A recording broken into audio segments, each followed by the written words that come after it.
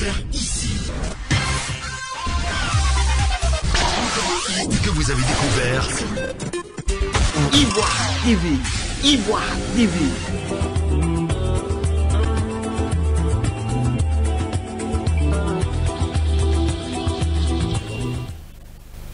Djorogo Nandu Séverin, chef du village à Anono. Anono étant un village dans la commune de Kogodi, à Abidjan. Voilà, plus ou moins le plus gros village d'ici d'Abidjan. Donc moi, en tant que chef du village, et puis en même temps, le chef, le président de tous les nouveaux chefs d'ici d'Abidjan, du peuple Hachan, c'est-à-dire la génération Tchamba, qui sont au pouvoir jusqu'à là, voilà. Donc je vous dis encore un grand merci à travers votre micro. Je vous dis un grand merci, saluer toute la nation ivoirienne, saluer toute l'Afrique, en l'occurrence, et saluer le monde entier. Et puis, un yoga à toutes les familles endeuillées par rapport à la crise sanitaire qui fatigue véritablement le monde entier. L'Afrique, Dieu merci, on commence à avoir les remèdes de ce virus. Donc je demande à ce que on se mobilise à fond pour éradiquer cette maladie, ce virus, parce que ça ne nomme pas l'Afrique, ça ne nomme pas le monde entier, ça fait beaucoup de décès. Donc à travers ce micro, je fais un yoga à toute la population, voilà, toute la population d'abord ivoirienne, la population africaine et le monde entier. Alors chef, le forum des rois et chefs de Côte d'Ivoire s'est prononcé sur l'arrivée du président Laurent Gbagbo, cela fait 2 jours. Alors vous, en tant que chef du village d'Anono, garant des us et coutumes de cette partie d'Abidjan, qu'est-ce que vous avez à dire? Je vous dis encore un grand merci, parce que c'est ça qui crée beaucoup de situations, c'est-à-dire la situation sociopolitique. Sur le terrain, c'est très difficile. Depuis le vendredi, le directoire de la Chambre des rois a fait passer un communiqué, il me dit un message pour dire, eux, ils ne s'opposent pas à l'arrivée du président Laurent Gbagbo, mais ils s'opposent à l'accueil triomphal. Même ils demandent même que les chefs ne soient pas à l'aéroport. Moi, en tant que chef du village d'Anono, en tant que Abidjan, garant des us et coutumes, j'ai toujours dit que nous les chefs, nous sommes les oints de Dieu. Voilà. Parce que la royauté, la chefferie vient de Dieu. Donc quand la chefferie, la royauté vient de Dieu, je pense qu'on va parler de sagesse. Voilà, on va parler de sagesse. Nous, on doit être très sages pour régler des conflits, régler des situations. Pas de prendre des positions. Voilà, c'est pas bon. Pourquoi? Il y a eu une situation depuis 2010. La logique voudrait que c'est nous les chefs même, on devrait quand même réconcilier toute la population ivoirienne.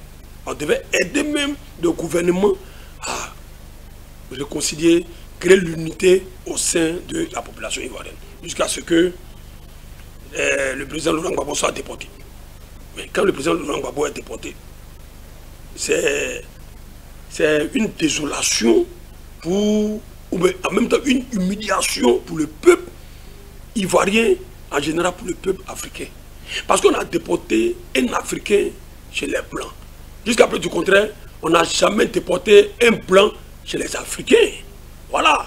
C'est pas parce que ces Blancs-là, ils sont tellement bons, parce qu'aujourd'hui, là, toutes les grandes guerres dans le monde entier, c'est eux. C'est eux, les armées, qui vont créer les exactions un peu partout. C'est après eux-mêmes se lèvent, ils font des rapports. Je prends un exemple. En 1994, le Rwanda, le génocide rwandais, aujourd'hui eux-mêmes se dédient, ils se dédient.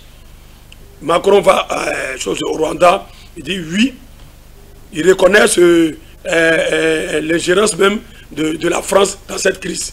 Voyez. Donc ça veut dire quoi? Ça veut dire quoi? Ça veut dire la France, l'Occident a fait des exactions même au Rwanda. Mais est-ce que l'Afrique a demandé que ces gens de personnes soient déportés en Afrique pour que nous on les juge? Non. Ça veut dire qu'on sera toujours à la merci de ces Occidentaux. Ou nous-mêmes, ces gens de situation pérégrée. Nous, en tant que chef du village, roi, on nous parle de l'Abapalab, quand on a des situations de conflit. C'est sous l'Abapalab qu'on règle nos problèmes. Mais pourquoi ne pas régler nos problèmes chez nous? Tout ça, c'est Dieu lui-même qui est au contrôle. Le président Laurent Gbagbo a été déporté. Nous tous on s'est plaint, mais on dit ok, Dieu fait grâce.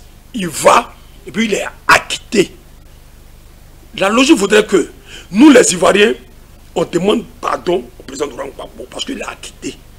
On l'a salué, on l'a humilié, on l'a menti pour dire toute cette crise-là, c'est lui qui a le péché. C'est-à-dire c'est lui qui a créé ce péché en Côte d'Ivoire. C'est parce que d'après eux, on n'a pas les moyens pour le juger. De moi, ils osent croire que non, l'Occident avait tous les moyens pour le juger. Ils sont partis, on dit il est acquitté. Donc il rentre. C'est comme le fils qui a perdu, en fait le père qui a perdu son fils pendant des années. Aujourd'hui, il apprend que son fils arrive. Mais qu'est-ce qu'on doit faire? C'est à bras ouverts. C'est avec une joie que moi je dois accueillir mon fils. Moi j'accueille le président Laurent Gbagbo en tant que fils parce que moi je suis chef du village. Donc on ne peut pas me dire de ne pas aller l'accueillir. Si on me dit de ne pas aller l'accueillir, c'est de le tuer 2 fois. C'est-à-dire c'est un tort inoubliable qu'on fait encore au président Laurent Gbagbo. Mais en même temps, en général, on fait au peuple ivoirien. Oui, moi c'est comme ça, moi je résume. Donc lorsque moi, mes premiers responsables, qui sont le directoire de la Chambre des rois, c'est traditionnel, le président même dit comme ça que non, les chefs ne doivent pas aller à l'aéroport pour accueillir le président. Moi, je ne me reconnais pas dedans.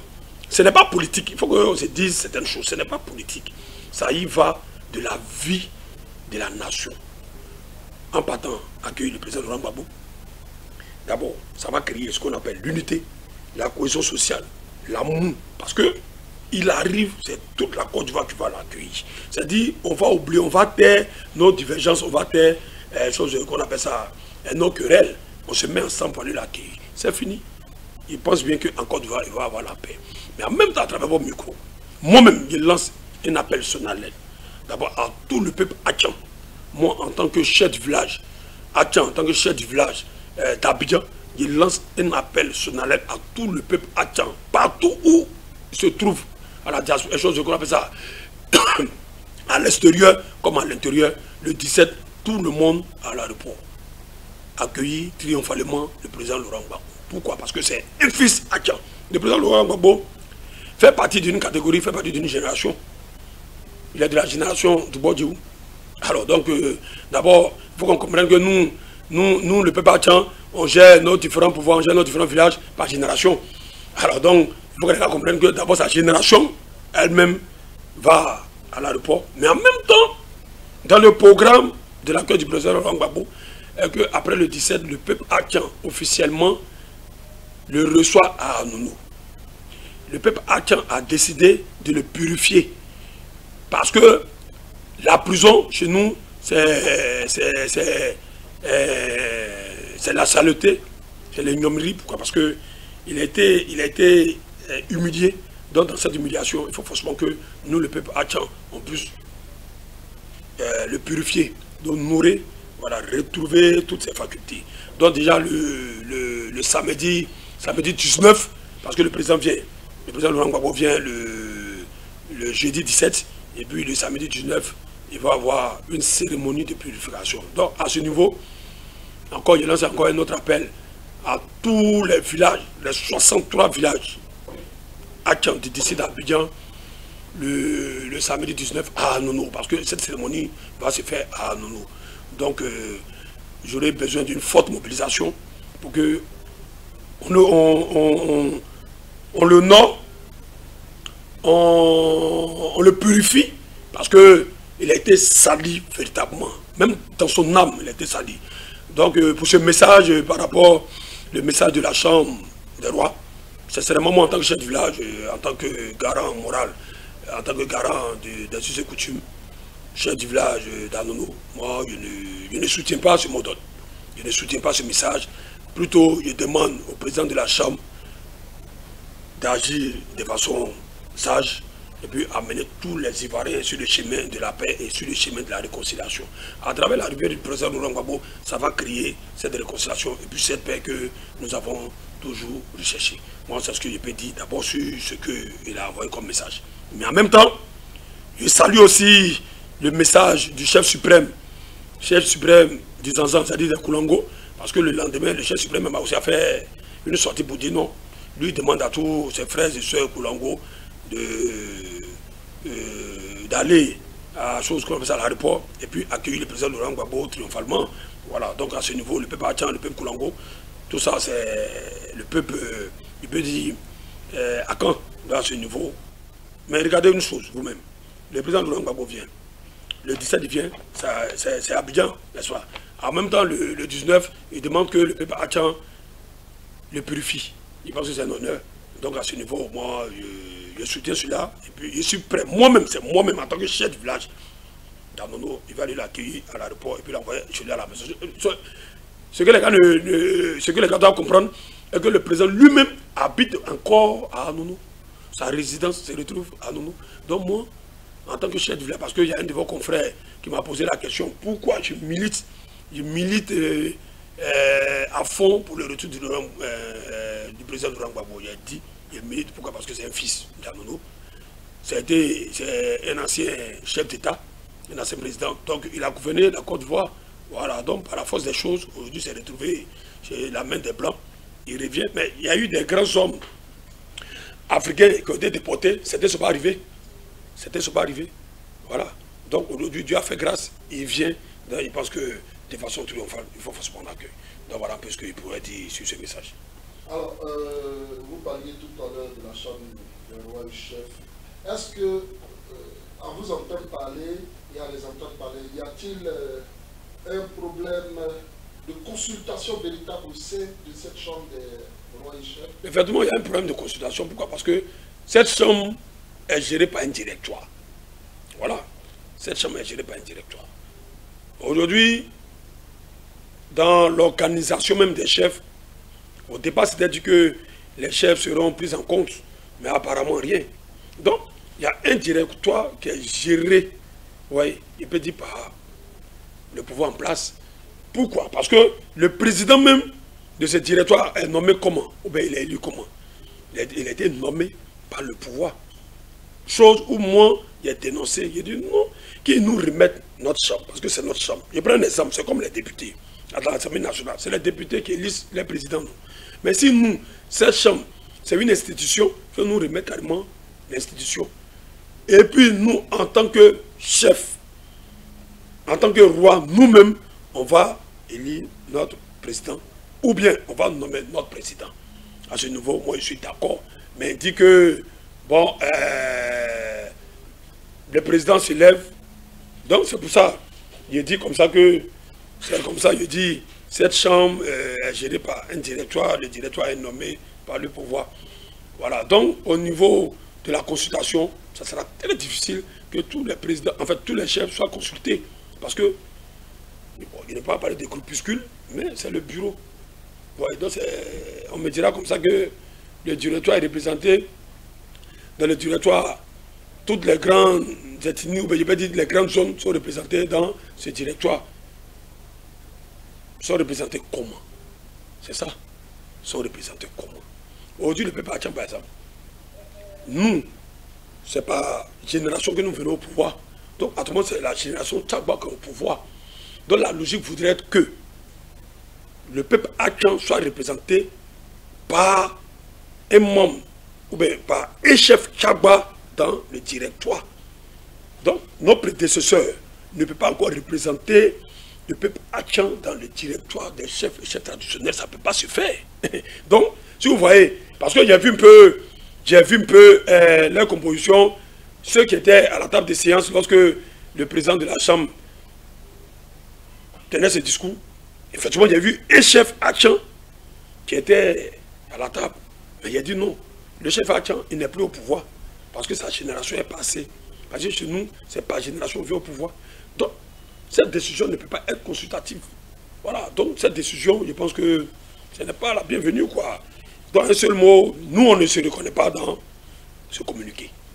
Parce que ça n'a pas été consultatif. Donc nous, on ne se reconnaît même pas dans ce communiqué. Il dit que non, les chefs ne doivent pas être, ne doivent pas aller à l'aéroport pour accueillir le président de Laurent Gbagbo. Bon, personnellement, moi, ça ne me concerne pas. Moi, ça ne me concerne pas. Même tous les chefs Tchagba du lycée d'Abidjan, ça ne les concerne pas. Parce qu'on n'a pas été consulté. Parce que chez nous, ce n'est pas la génération qui est au pouvoir. Donc c'est notre génération qui est au pouvoir. Donc du coup, c'est notre génération qui doit être d'office dans la chambre et puis relayer d'informations du directoire. Alors, donc c'est un peu ce que vous voulez dire. Vous dire, ça n'a pas été par voie consultative. Ils se sont levés entre eux, directoire, prendre une décision. Ce n'est pas une décision collégiale. Donc du coup, cette décision, ça ne peut pas faire l'objet d'un esprit de cohésion. À tous les coups, il va y avoir des dissidences, bon, pas des dissidences, mais il va y avoir comment on peut dire ça, des frustrations, et puis, comme nous, on ne va pas se reconnaître dans cette décision. Pourquoi? Parce que la décision n'a pas été collégiale.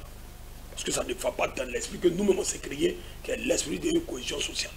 Voilà, bon, voilà un peu ce qu'il peut dire. Alors, cher, pour terminer, si par extraordinaire, le gouvernement écoutait les rois et chefs et décidait que l'arrivée du président Laurent Gbagbo soit non festive, quelle sera votre réaction?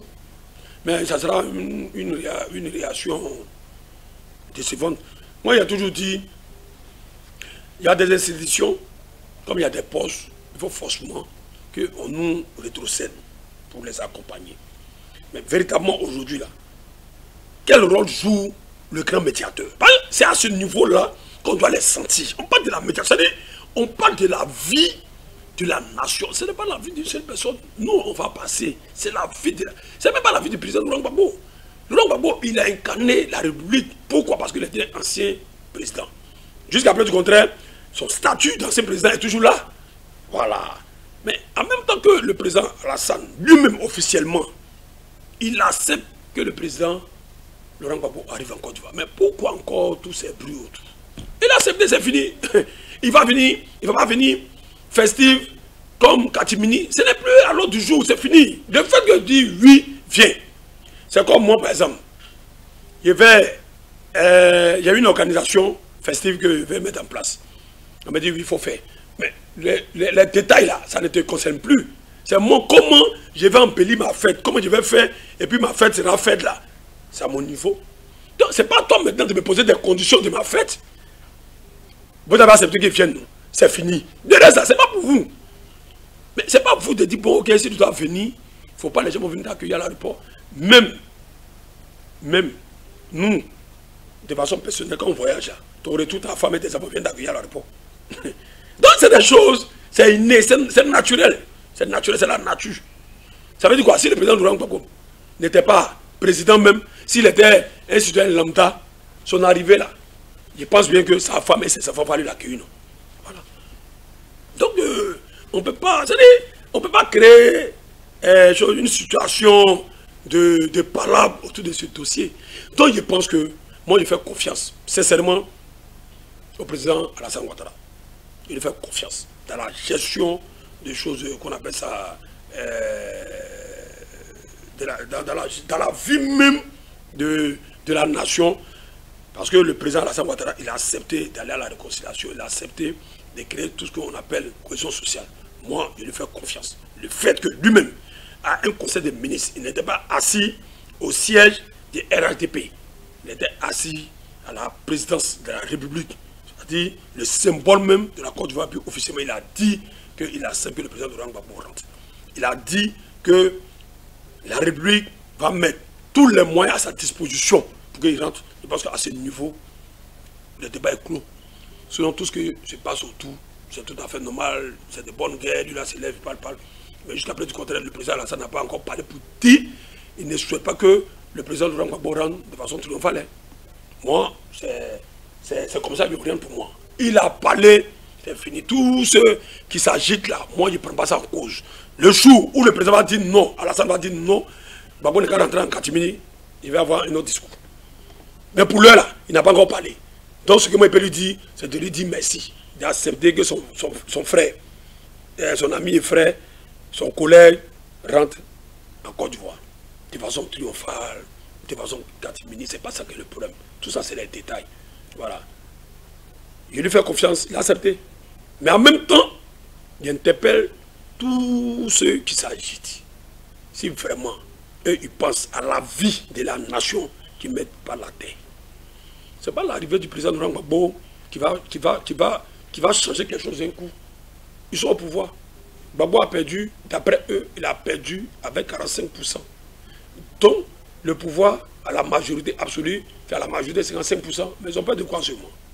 RADP ne doit pas avoir peur, mais en même temps, Dieu merci. Récemment, le président du directoire, le directeur exécutif, pardon, du RHDP, Bitogo, le ministre Bitogo a dit que non, le RHDP n'a pas peur du retour du président Laurent Gbagbo. Donc déjà, je ose croire que ce qu'il a dit, c'est vrai. Effectivement, pour la politique, RHDP est implanté. Donc, l'arrivée du président Laurent Gbagbo ne doit même pas les faire peur. Moi, je ne suis pas politique, mais moi, c'est un commentaire que je fais en fonction de eux, les déclarations. Voilà, donc c'est tout. Je ne suis pas politique, je ne suis pas analyste politique. Moi, je suis chef du village.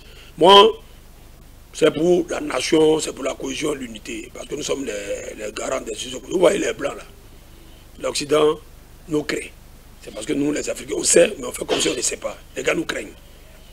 Notre coutume est devenue pour nous une religion. En respectant notre coutume, du coup, il y a beaucoup de choses qui ne peuvent pas nous arriver. Il y a beaucoup de choses. Si, histoire de c'est vrai, la justice, c'est une manière aussi, nous sommes dans un pays de droit. Mais si vraiment on se faisait confiance, le président Laurent Gbagbo même ne devait même pas être déporté. Aujourd'hui, il a été déporté, ça les étonne de voir comment il a gagné son procès. Puis, mais en même temps, en gagnant son procès là, aucun témoin du président Laurent Gbagbo est passé là-bas. C'est eux-mêmes les témoins. Et puis il a gagné ce procès.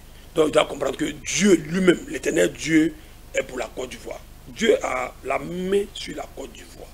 Voilà, c'est tout. Il faut forcément que les gens comprennent cela. Dieu a la main sur la Côte d'Ivoire. C'est Dieu qui a créé cette situation. Et puis par cette situation, ramener les Ivoiriens sur la même table de discussion. Et puis penser pour la nation ivoirienne, penser pour la cohésion. Selon tout ce qui est en train de se passer. Mais moi-même, à travers votre micro, je dois croiser M. Diaby Issaka, le président des victimes. Moi, en tant que chef de village, je vais le croiser pour que lui et moi on discute. Voilà, pour que lui et moi on discute véritablement, quoi, pour voir réellement pourquoi bon, pas ses objectifs, mais ces agissements-là, pourquoi il s'agit, et puis réellement ses intentions, quoi. Pour dire non, le président de Laurent Gbagbo n'a pas venu, non. Il est ivoirien qui pense pour la nation ivoirienne, c'est tout bon, c'est ce que je dis. Merci. Alors, pour terminer, un dernier message, tout en réitérant ce que vous avez dit concernant la fête de purification du Laurent Gbagbo, vous allez revenir là-dessus. Un dernier message aux Ivoiriens qui vous regardent aujourd'hui à travers la chaîne panafricaine. En tout cas, ça sera un événement historique. Donc moi, je lance d'abord un appel. C'est vrai, c'est le peuple Akan qui purifie le président Laurent Gbagbo, mais à travers le peuple Akan, de façon générale, c'est toute la Côte d'Ivoire. Donc il lance un message fort à ce jour que tous les Ivoiriens pétris de paix, cohésion, l'amour se retrouvent à Anoumou. Voilà. Pour purifier le président Laurent Gbagbo. C'est vrai, c'est Anoumou, c'est le peuple Akan, mais c'est toute la Côte d'Ivoire, c'est toute l'Afrique et le monde entier qui doit être chose qu'on appelle ça, qui doit participer à cet événement. Voilà, pour dire, il est arrivé après toutes ces humiliations, nous on doit le laver. Voilà, on doit le rendre propre. Parce qu'il y a eu tellement de mensonges autour du président Laurent Gbagbo. Il y a eu tellement d'humiliations. Nous, le peuple Akan, on a pris l'engagement de le laver. Il a accepté que le peuple Akan puisse le purifier. Voilà, donc il dit merci d'abord à tous les chefs, il dit merci à sa famille. Je dis merci aux Ivoiriens, merci à toute l'Afrique qui a fait confiance, voilà, qui a fait confiance d'abord en Dieu, puis fait confiance au président Laurent Gbagbo, qui a soutenu les épreuves, parce qu'il était éprouvé, parce qu'il y a ça aussi, c'est Dieu qui l'a éprouvé, comme Moïse, pendant les 40 ans dans le désert, Dieu a dit, tu vas faire sortir le peuple israélien de l'Égypte, arrivé 40 ans, il a vécu pendant 40 ans dans le désert. Donc c'est des épreuves dont le président Laurent Gbagbo aussi a passé ces épreuves. Mais en même temps, à travers votre micro, il lance un message fort au président Laurent Gbagbo. Pour lui dire, moi en tant que chef du village, lui c'est mon fils. Lui quand il vient, c'est ce matin il vient. Je lui dis, quand il arrive, de faire passer un message d'amour, un message de paix, un message de cohésion sociale. Parce que c'est la mission que Dieu lui a confiée. Il faut franchement... Parce qu'il est parti pour rester. Mais s'il revient, il doit avoir un langage d'amour, de cohésion, de dialogue, d'une unité. C'est ce message que moi je lui envoie. Dès son arrivée en Côte d'Ivoire, son premier message, il doit parler de cohésion, d'amour et de paix. C'est tout. Voilà. Le reste, de façon politique, ça, c'est en eux les politiques, ils savent comment ils vont gérer. Mais moi, par exemple, c'est ce que je peux lui dire. Pourquoi? Parce que je suis les garants de l'unité. En tant que garant de l'unité, il demande qu'ils viennent. Donc c'est dans cette même unité qu'ils doivent faire passer ce message. Donc c'est ce que je pourrais dire. Pour l'événement de purification, il invite toute la nation ivoirienne, il invite toute l'Afrique à prendre part à cet événement. Donc je vous dis encore un grand merci et salue toute l'Afrique à travers cette chaîne panafricaine qui fait beaucoup pour l'Afrique, qui fait beaucoup pour la Côte d'Ivoire. Je vous dis un grand merci. Vous avez découvert ici. Que vous avez découvert Ivoire TV. Ivoire TV.